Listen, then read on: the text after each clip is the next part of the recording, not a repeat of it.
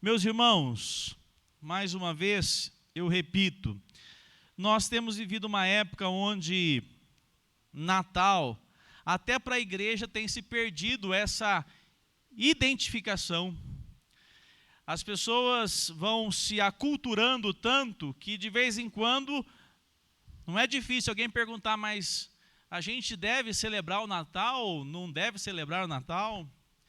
Para nós, Natal não é simplesmente como alguns dizem aí fora, né? Você já ouviu alguém falando assim? Ah, fulano de tal fez uma boa ação, fulano de tal contribuiu, fulano de tal perdoou, ou então fez algo. E aí a resposta é, por quê?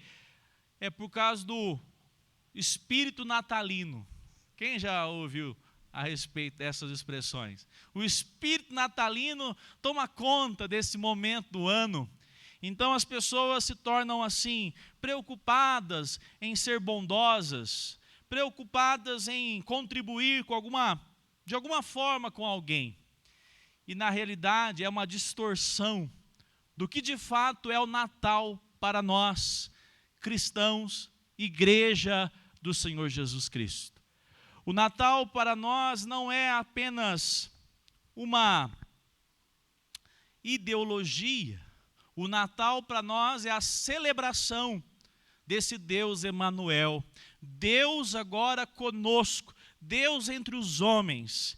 E nós louvamos ao Senhor, porque nós podemos assim, através da sua palavra, conhecer o verdadeiro Natal. O Natal que foi anunciado há 800 anos. Hoje pela manhã eu estava na dúvida, fui pesquisar, dá 800 anos antes de Cristo. Achei que era 400 a 600, ainda um pouquinho mais.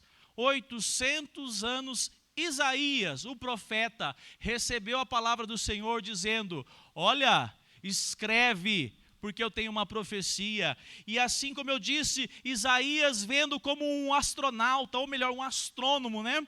Que vê com um instrumento, uma massa estelar, não sabe identificar se de fato é uma estrela, não sabe apontar os detalhes, mas soube dizer, Deus prometeu que nascerá de uma virgem um menino.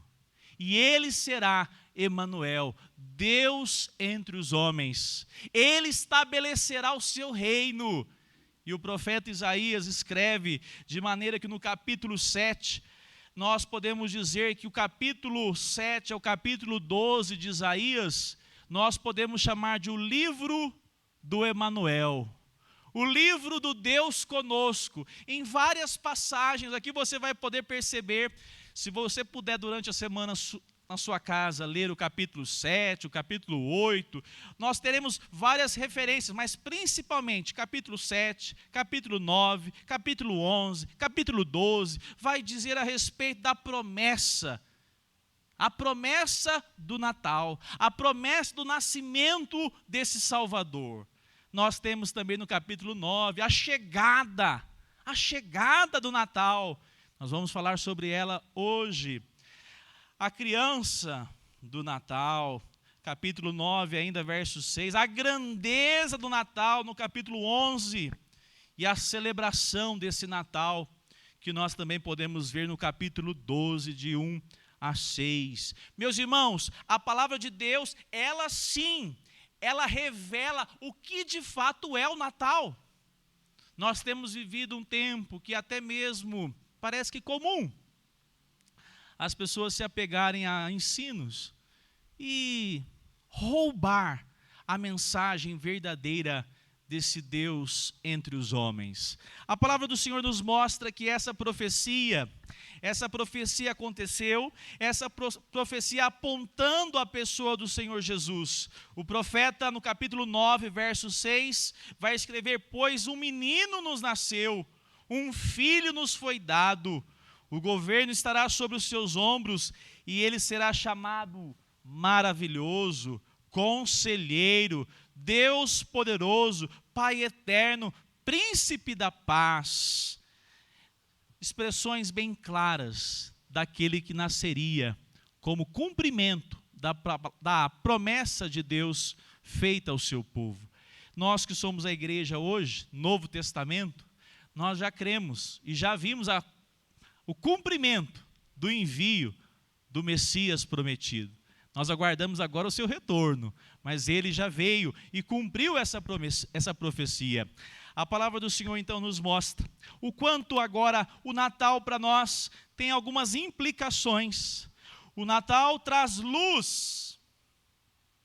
Aonde? Onde é preciso, na escuridão.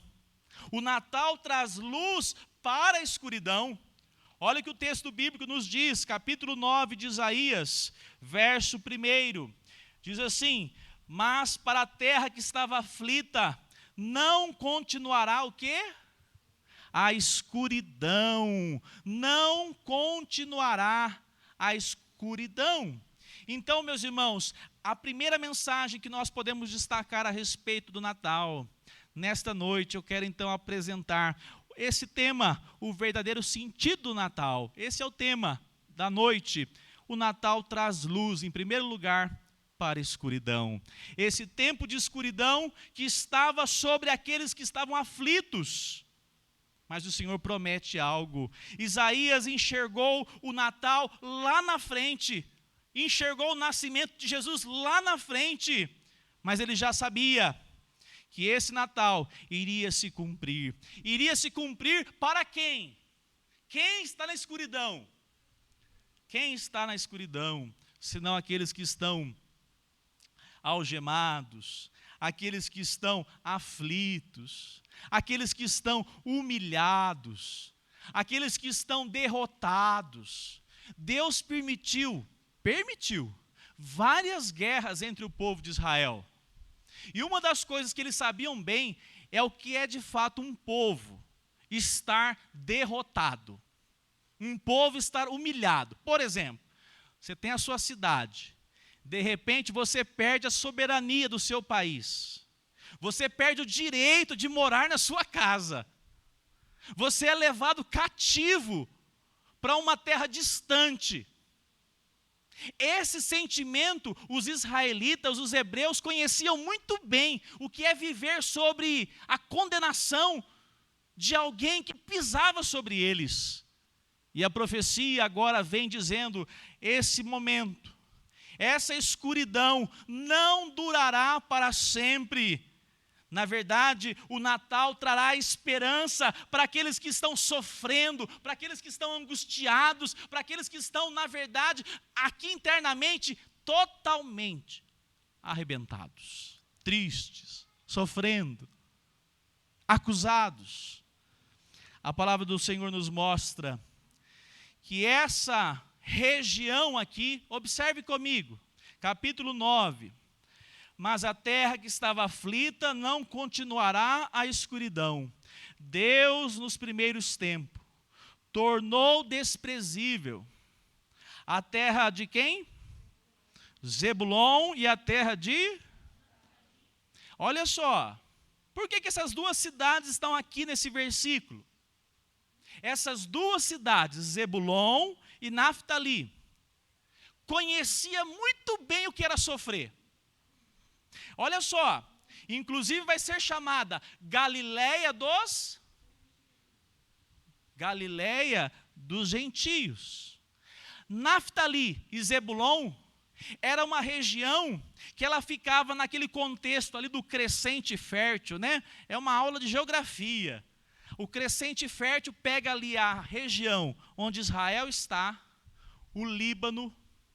Do outro lado ali tem também a Palestina, que é inclusive um estado ali até hoje, aquelas disputas.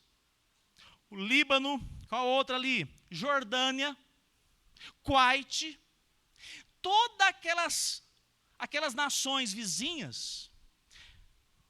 Naftali, cidade de Naftali e cidade de Zebulon, ficava na rota destas nações, e era a primeira a ser atacada quando os inimigos se levantavam contra Israel. Eles sabiam o que era sofrer, eles sabiam o que era padecer de sofrimento. É isso que o profeta está escrevendo. Olha, Naftali, Zebulon, vocês são sempre humilhados.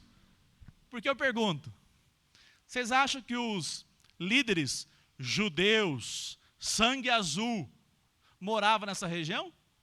De jeito nenhum.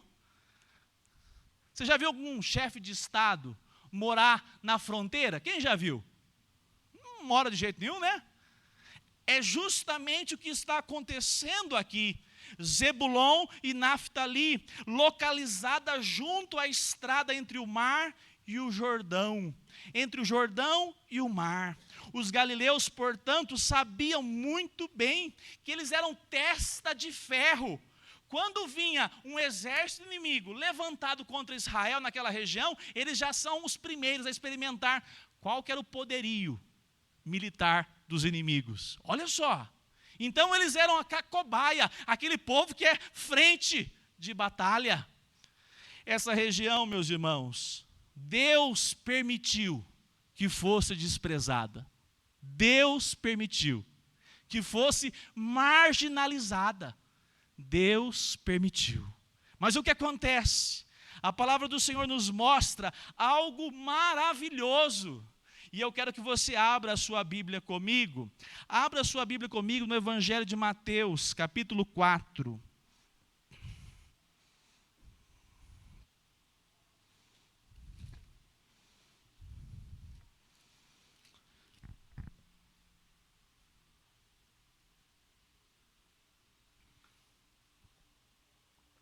A partir do verso 12.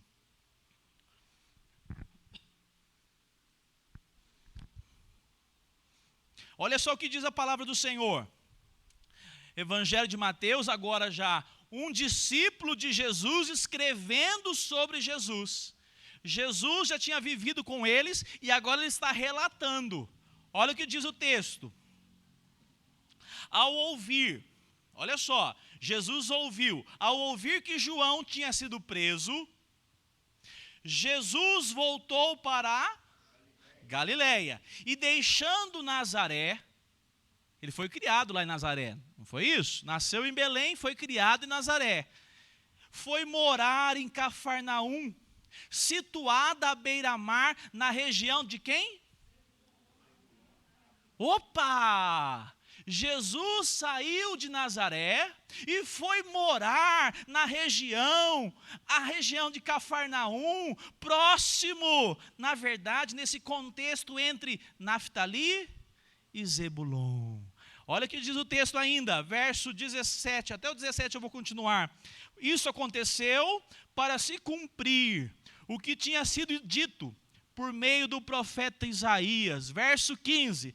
Terra de Zebulon, terra de Naftali, caminho do mar, além do Jordão, Galileia dos gentios, o povo que vivia em trevas viu grande luz, e aos que viviam na região e sombra da morte, resplandeceu-lhes a luz. Daí em diante, Jesus começou a pregar e dizer: arrependam-se, porque está próximo o reino dos céus. Olha o que acontece aqui, meus irmãos. Aqui em Mateus, através da pessoa do Senhor Jesus, é o cumprimento exato da profecia que foi dita há 800 anos atrás. E agora, esse povo vai experimentou o verdadeiro Natal. Que Natal é esse? O Natal que chegou no momento certo. Interessante isso. O tempo exato. Jesus não veio um dia a mais nem a menos. Jesus veio no momento exato. Quando Jesus soube que quem tinha sido o quê? Quem tinha sido preso? Quem João era? Profeta? Profeta que anunciava a vinda do Messias. Quando Jesus estava lá, caladinho na dele, né? Convivendo com os irmãos ali, a turma. E só quando antena ligada no céu, né? A hora vai chegar. Quando soube que João foi preso, mudou-se de cidade. Quando ficou sabendo que João havia sido preso, chegou a hora. Chegou o momento. E o texto nos mostra que a partir daquele momento sai de cena o precursor. Quem era o precursor? João, que dizia, olha, eu batizo com água, mas haverá aquele que vai batizar com o poder do Espírito Santo. Agora o holofote sai de João e se coloca na pessoa de Jesus Cristo. A partir desse momento, meus irmãos, o verso 4, antes de ler o verso 4, lá em Gálatas diz assim, mas quando chegou o tempo certo, joga para mim, Cade, por gentileza, capítulo 4, verso 4. Olha só o que diz o texto bíblico. Gálatas 4, 4. Mas quando chegou o tempo certo, algumas versões aí vai estar escrito o quê? Entre parênteses, a plenitude do quê? Dos tempos. Você sabe o que é plenitude dos tempos? A moçadinha acha que é ter TikTok no celular, virar youtuber, ser jogador do São Paulo. Está por baixo, mas sempre é bom, um profissional. Tem Wi-Fi agora, Alacir. Carro com rodas de liga leve. A plenitude dos tempos foi a pessoa do Senhor Jesus sobre esta terra. A plenitude dos tempos, porque Ele sim fez a divisão essencial para que a história, inclusive os homens que não creem, mas tem que engolir, antes da vinda dele, depois da vinda dele. Para nós que cremos, a salvação daqueles que estavam obscuros, cegos, algemados, cativos, humilhados. A palavra do Senhor diz assim, mas quando chegou o tempo, a plenitude dos tempos, Deus enviou o seu filho nascido de mulher, nascido sob a lei. Verso 5. Para resgatar os que estavam sob a lei, a fim de que recebêssemos a adoção de filhos. Eu vou continuar até o 7, Cade, por favor. E porque vocês são filhos, Deus o enviou, o Espírito do seu Filho ao nosso coração. E esse Espírito clama, Abba, Pai. Assim você já não é mais escravo, porém filho, sendo filho também é herdeiro, herdeiro por Deus. Meus irmãos, o Natal chegou no momento certo. O Natal chegou onde o mundo estava preparado para receber Jesus. Você quer ver um detalhe? Olha, isso é uma aula minha do 9º ano. O que é a Pax Romana? Quem lembra? Vai, Marcos Vinícius. A Pax Romana. O que foi a Pax Romana? Isto mesmo. Foi um período não tinha guerras. Porque quem estava reinando na época?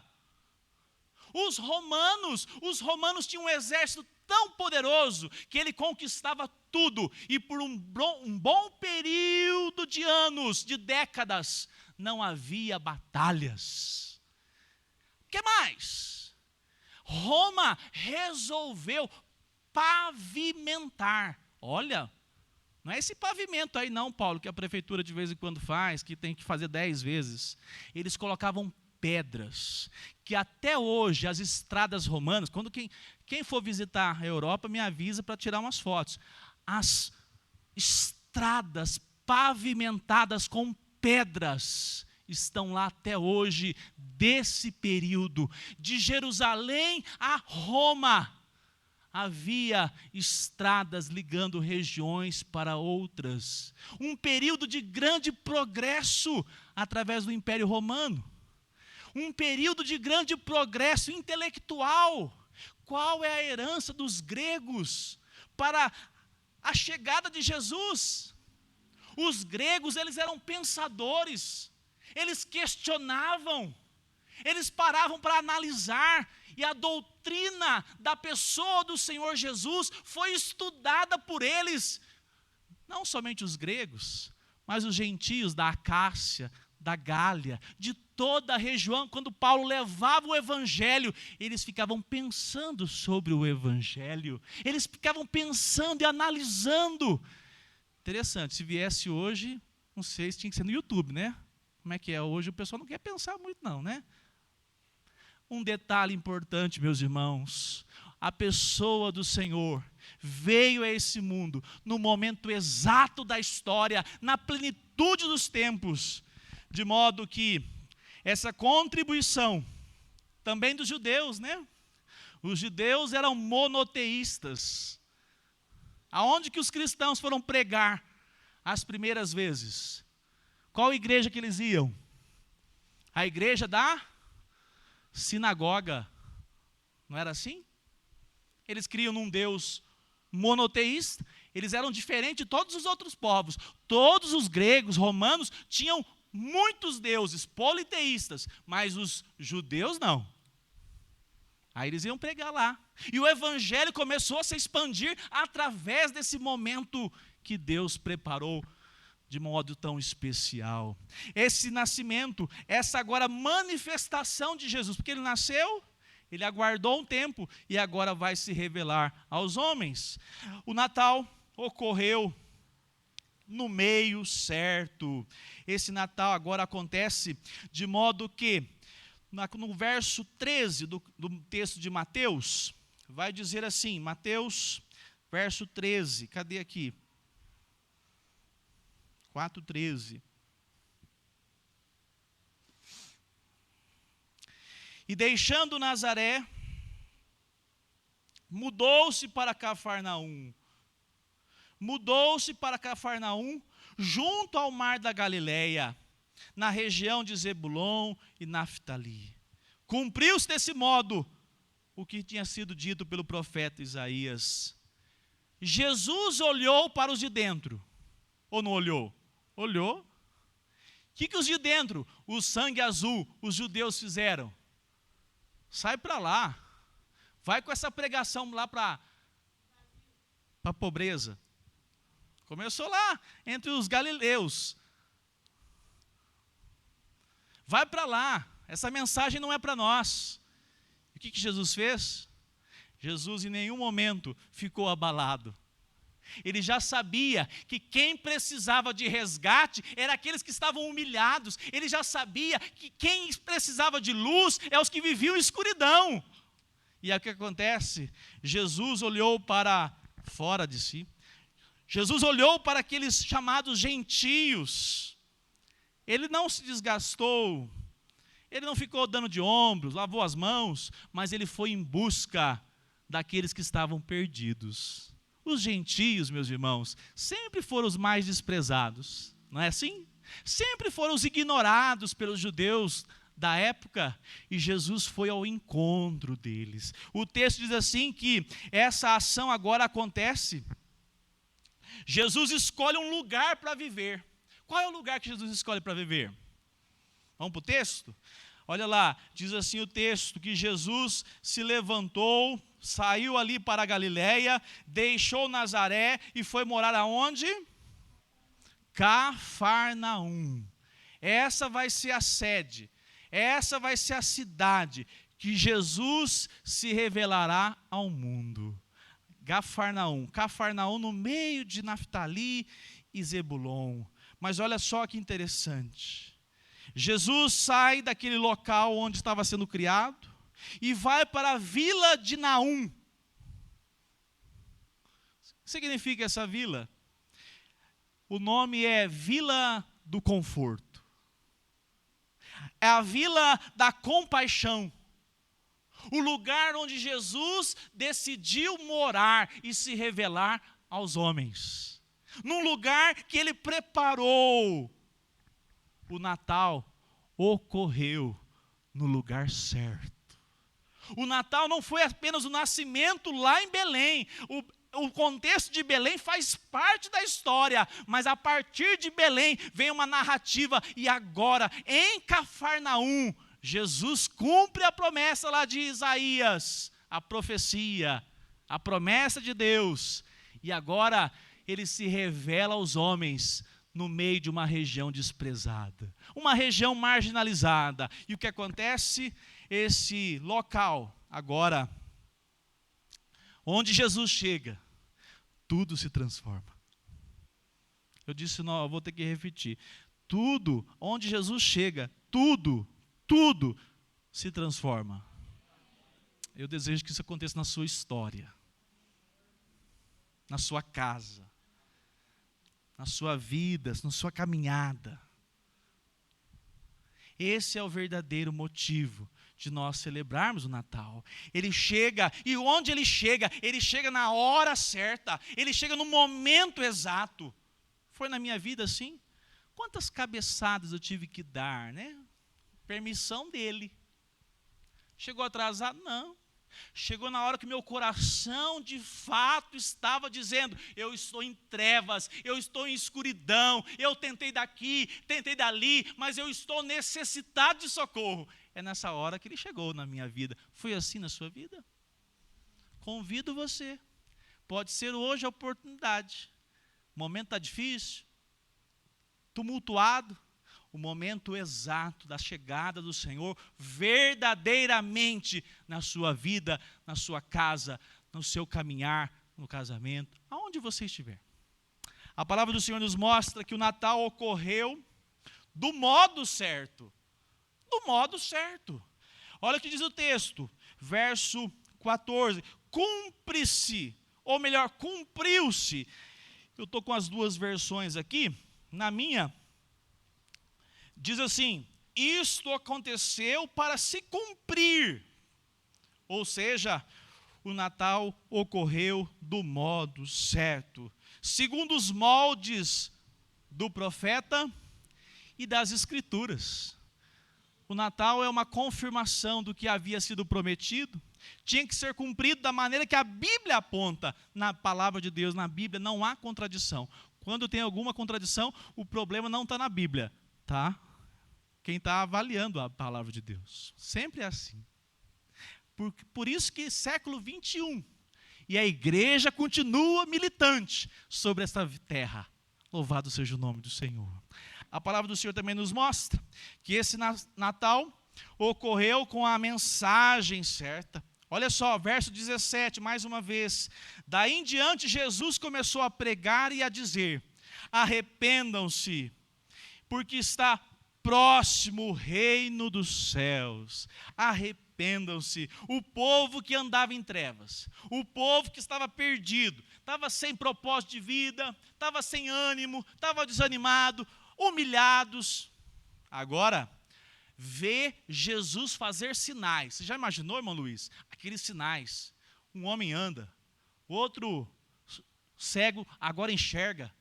Sinais para todo lado. E quando ele abre a boca, ele diz assim, arrependam-se. A mensagem foi clara. Ele se levantou e disse, arrependam-se, pois chegou. Pois é chegado o reino dos céus. O reino dos céus está próximo. Você já imaginou Jesus declarando isso? Aqueles homens se agarraram nessa mensagem e disseram, como hoje foi lido pela manhã, para onde iremos, Senhor? Se só Tu tens as palavras, a palavra de vida eterna. Ah, meu irmão, minha irmã, para onde fugiremos? Para onde gastaremos o nosso tempo escondendo a nossa vida, a nossa história, o nosso passado?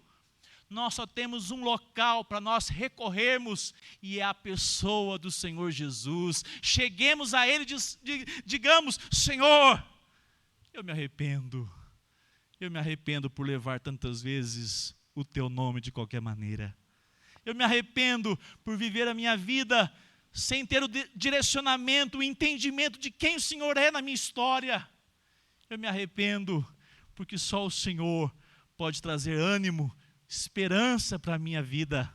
Essas palavras fizeram sentido no coração daqueles crentes. Assim acontece hoje também. Por isso que você deve falar do que é o Natal para você. Você deve contar, é o nascimento do Salvador. Um Salvador que não veio para os fortes, mas veio para aqueles que são frágeis, que não conseguem por si só se salvar, que sabem que são pecadores, que sabem e reconhecem que dependem da misericórdia e graça do Senhor, a graça de Deus. A palavra do Senhor nos mostra que aquele povo agora viu grande luz. Olha a profecia se cumprindo. Agora a região de Naftali, a região de Zebulon, aqueles que estavam lá presos, algemados, com qual corrente? A pior de todas, a corrente do pecado, exatamente. Essa algema, e não tem nada que faz um homem ser livre, uma mulher ser livre, se não for a pessoa de Cristo Jesus. É por isso que essas pessoas estavam perdidas, humilhadas. A maldade estava cada dia mais se manifestando, aflitos de tanto sofrer. Mas quando Jesus entra na vida de um pecador, geralmente ele começa a trabalhar a partir de áreas mais escuras, mais sombrias, mais carentes da nossa alma. Muitas vezes dói, né? Tem que jogar luz, não é assim com a ferida? Tem que jogar lá na ferida, de acordo com a ferida, tratamento de acordo com a enfermidade. Ou você vai passar mentiolate em lugar que tem que ser tratamento sério, através de uma máquina de, como é que chama? Como? Não, a do câncer, a que faz rádio. Isso. Químio. Você vai tratar com mentiolate? Não. O Senhor trabalha na ferida, porque Ele vai trabalhar de maneira que nós sejamos sarados. Ele não trabalha na sua ferida para te acusar. Ele não trabalha na minha ferida para falar assim, você não é nada, está vendo? Ai, que pecador miserável. Isso ele já sabe que você e eu somos assim.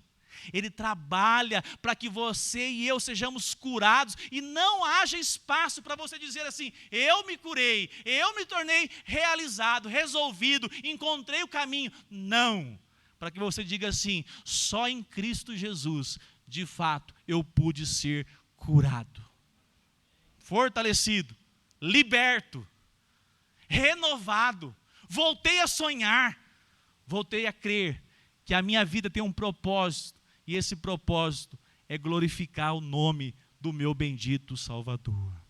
A palavra então assim nos diz, o Natal traz a alegria para aquele que está oprimido. Olha que mensagem maravilhosa. O Natal traz alegria para aquele que está oprimido. Lá em Isaías, no capítulo 9, pode jogar na tela, por favor, Cade. No verso 3 a verso 4. Diz assim, além da esperança, o Natal traz alegria. A pessoa do Senhor Jesus nos traz. Tu multiplicarás a nação de Israel. Vou ler aqui na tela. Tu, Senhor, tens multiplicado este povo e aumentaste a sua alegria. Eles se alegram diante de ti, como se alegram no tempo da colheita, como exultam quando os repartem os despojos. Verso 4, Cade. Olha só o que está sendo dito. Porque tu quebraste o jugo que pesava sobre eles, a vara que lhes feria os ombros e o cetro do seu opressor, como no dia da vitória sobre os midianitas. O que é isso? Volta ali para mim no quadro, Cade. Porque tu quebraste o jugo que pesava. Quem já teve uma dívida aqui que era difícil de pagar? Demorou anos para pagar. Misericórdia, essas dívidas, né? Você já teve uma dívida assim? Ou seja, está tudo bem.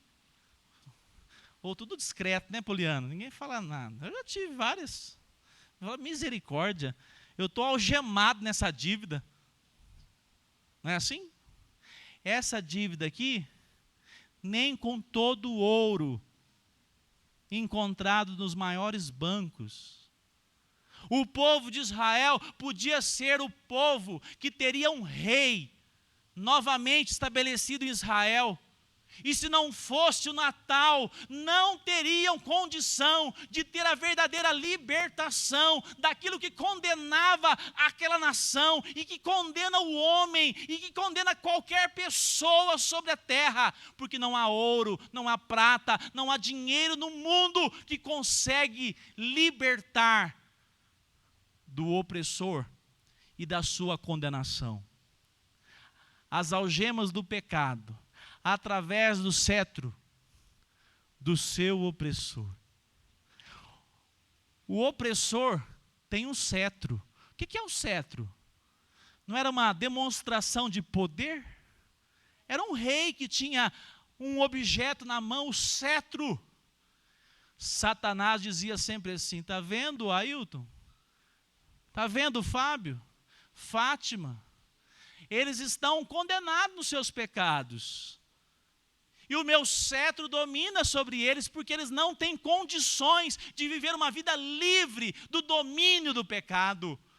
Mas através do nascimento de Jesus, através do Natal, através da revelação de Jesus aos homens, lá na região de Cafarnaum, na cidade, na região da Judeia, Jesus, através da sua presença entre os homens, morte na cruz, ressurreição, ele esmagou a cabeça daquele que era o opressor e aquele que oprimia através de algo que era verdadeiro. Ou você não é um pecador? Nós somos. Mas através de Cristo, o opressor foi destronado. Aquele que tinha o cetro contra as nossas vidas perdeu todo o seu poder, porque agora, através da pessoa de Cristo, você tem uma nova identidade, você tem, na verdade, um novo pertencimento. Você pertence àquele que pagou o preço pelos seus e os meus pecados na cruz do Calvário. É esse entendimento que o povo que ouvia a mensagem dizia: grande alegria, nós somos verdadeiramente livres. Mas não tinha um tostão furado no bolso.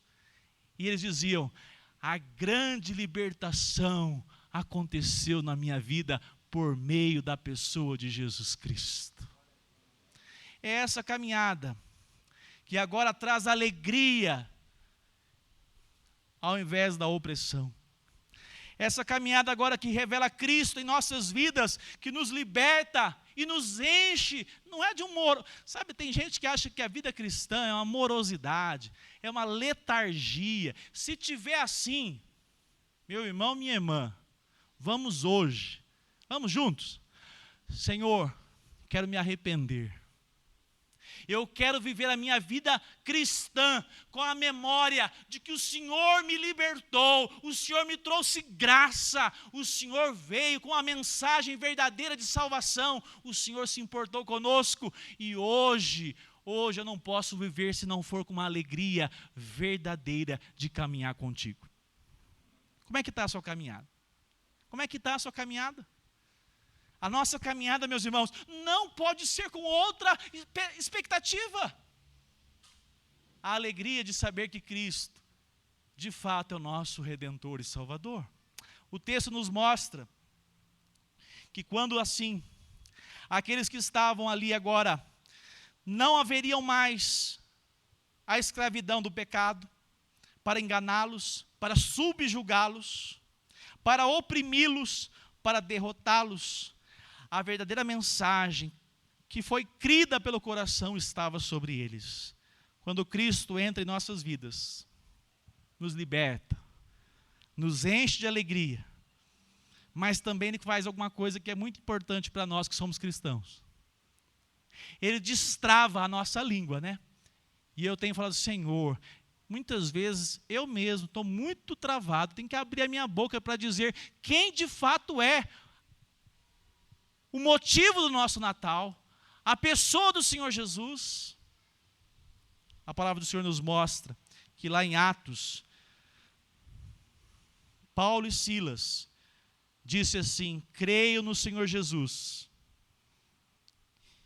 E você, carcereiro, você e toda a sua família, serão salvos. Então, pregando a palavra do Senhor a ele e a toda a sua família. Por que Jesus alcançou a sua história?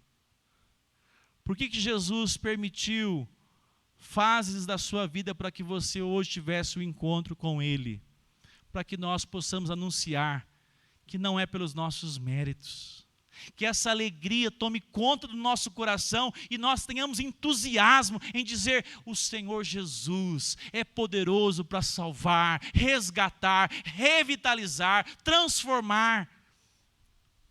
E que isso possa estar no seu coração a despeito das frustrações que você vive ou já viveu. Ah, mas já passei por isso, perdi aquilo, não sei o quê. A presença do Senhor Jesus na minha vida me sustenta e me fortalece. Me basta, como disse a palavra do Senhor. Eu termino dizendo: o Natal para nós traz alegria para a opressão. Na medida que o evangelho é anunciado, ele penetra os corações, destruindo ídolos, barreiras, e essa mensagem é proclamada. Por isso nós somos uma igreja que proclama Cristo. O mérito não está em nós, está em Cristo. Porque Ele pode salvar qualquer pessoa pecadora, displicente, nunca pensou em Deus. Ele pode alcançá-lo. É por isso que nós temos que deixar a mensagem do Senhor Jesus. Deixar a mensagem do Senhor Jesus. O Natal traz paz em meio à tribulação. O anúncio do nascimento de Jesus está acompanhado da promessa de paz.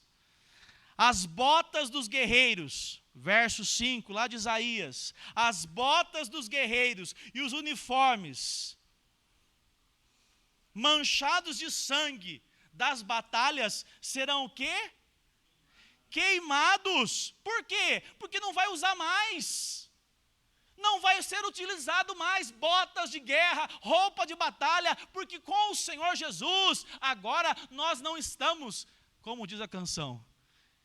Acho que é mais ou menos isso. Quem está em paz não quer guerra com ninguém? Acho que eu estou só invertendo a ordem. Quem está na pessoa do Senhor Jesus não quer guerra com ninguém. Ele anuncia Cristo, ele vive Cristo. E ele diz: eu deixei de guerrear. Quem peleja por mim agora é o meu Redentor.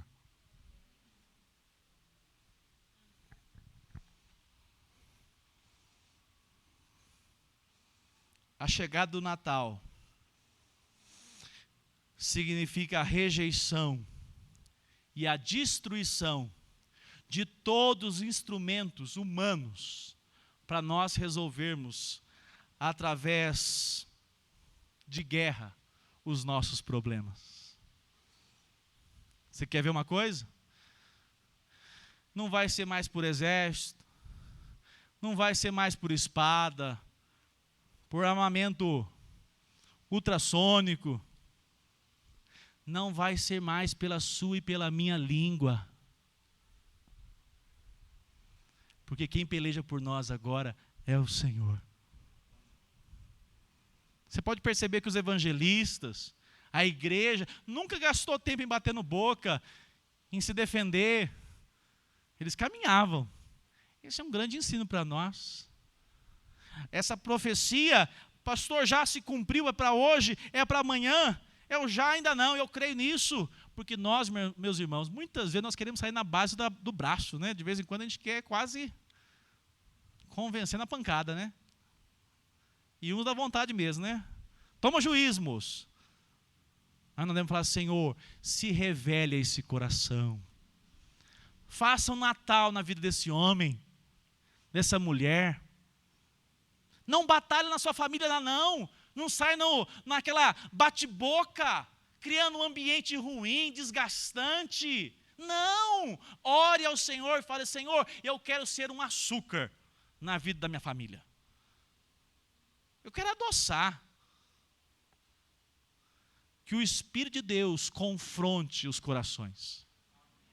Que as minhas palavras sejam palavras que, olha, foi açucarada, mas quando o Espírito Santo usa, chacoalha qualquer homem, mulher, jovem, adolescente, criança. Por quê, meus irmãos? porque é a chegada da pessoa do Senhor Jesus.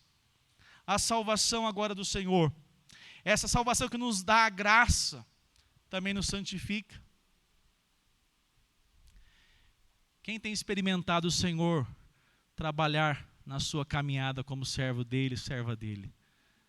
Ele trabalha nas nossas vidas. Está trabalhando hoje na minha, na sua. Dizendo assim, não lute sem as armas corretas. Caminhe com a solução que é a pessoa do Senhor Jesus no seu coração, a palavra do Senhor nas suas mãos. Essa santificação nos traz paz, irmãos. Um crente sem orar e confessar os seus pecados durante a semana, ele chega no final de semana, olha, se chegar no final de semana, ele já brigou com todo mundo. Porque o que falta nele, na verdade, é paz, que vem de saber, Senhor, como é bom ser agraciado pelo teu perdão. Não anda brigando, não anda... Aquela expressão, né? Rinhetando. Deus nos dê graça. Porque não é fácil, né? Não é fácil. Senhor, me enche da tua presença.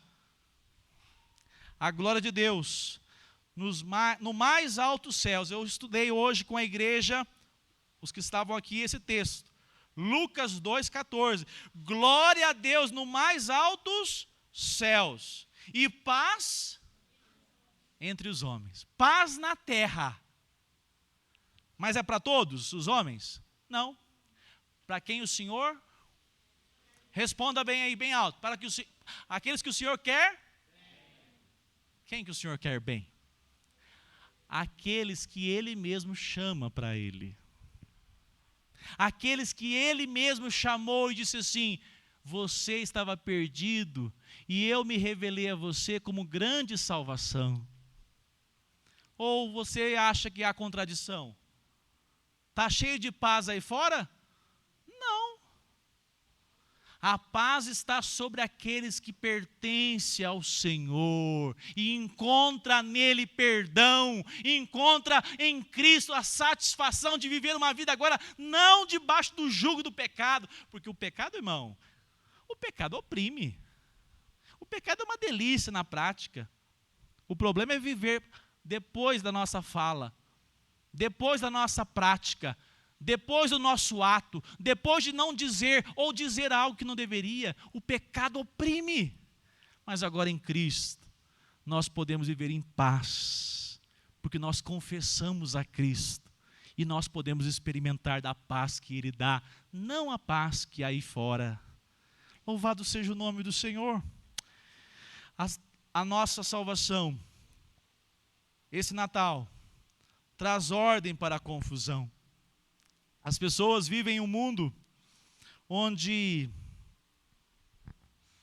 lá em 2 Timóteo diz assim, nos últimos dias haverá haverá tempos muito difíceis. Está difícil? Demais, né? Olha o que diz lá, porque as pessoas só amarão a si mesmas. Será que não é o problema das pessoas hoje?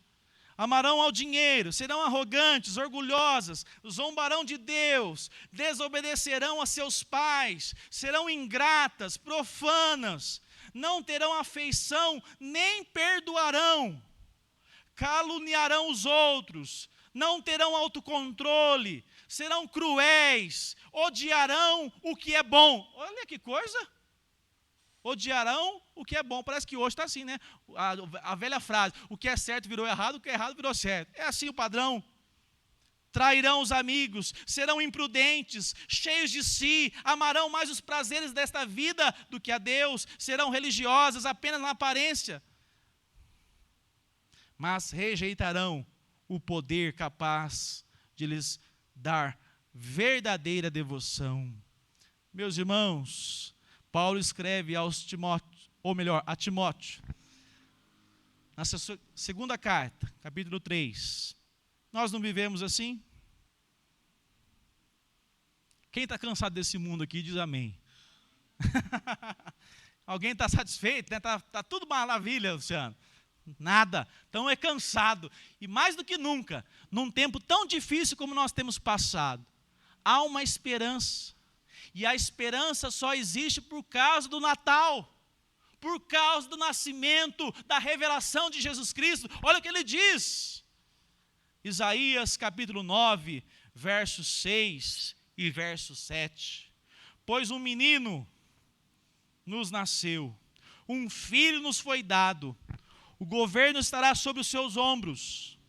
Ele será chamado maravilhoso, conselheiro, Deus poderoso, Pai eterno, príncipe da paz.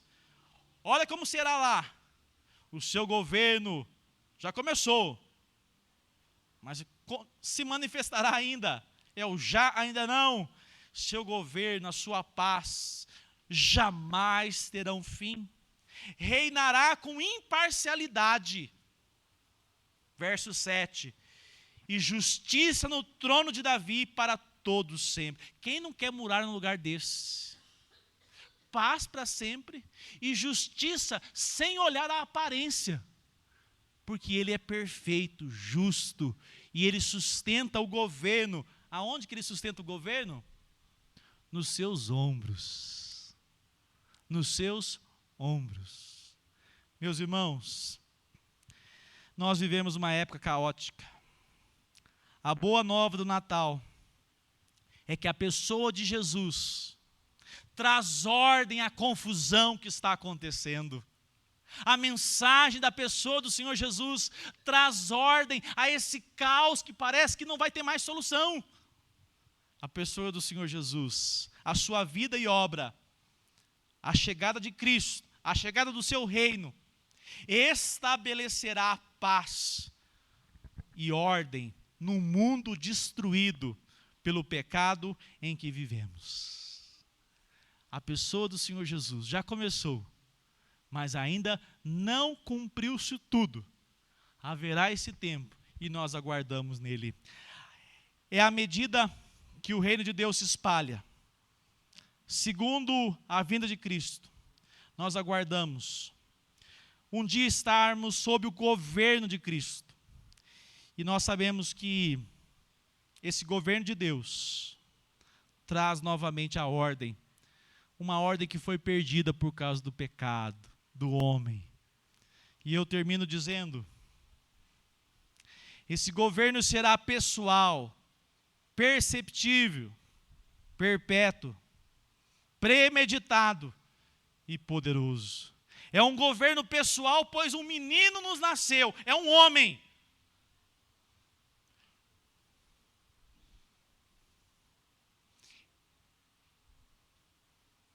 Ele é 100% Deus, mas ele é 100% homem. Ele, na verdade, ele vai se revelar a todos.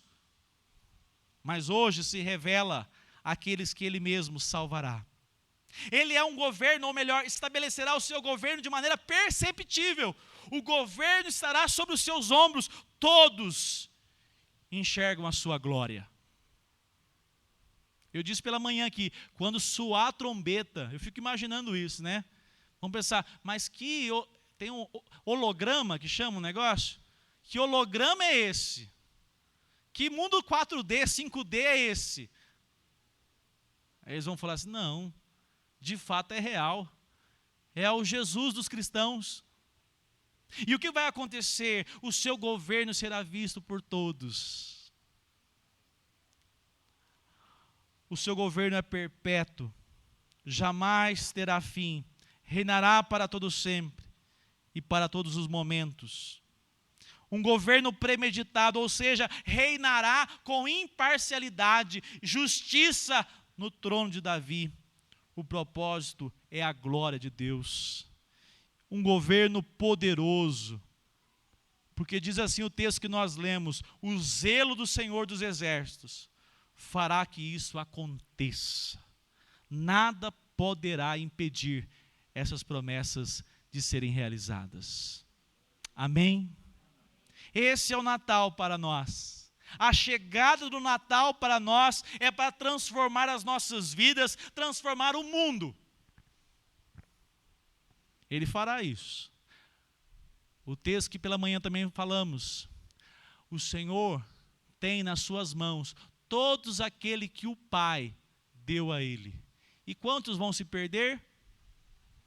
Nenhum que o Pai lhe deu. E governarão, reinarão, é que lá em João, escrito por João, em Apocalipse diz, reinarão com Cristo.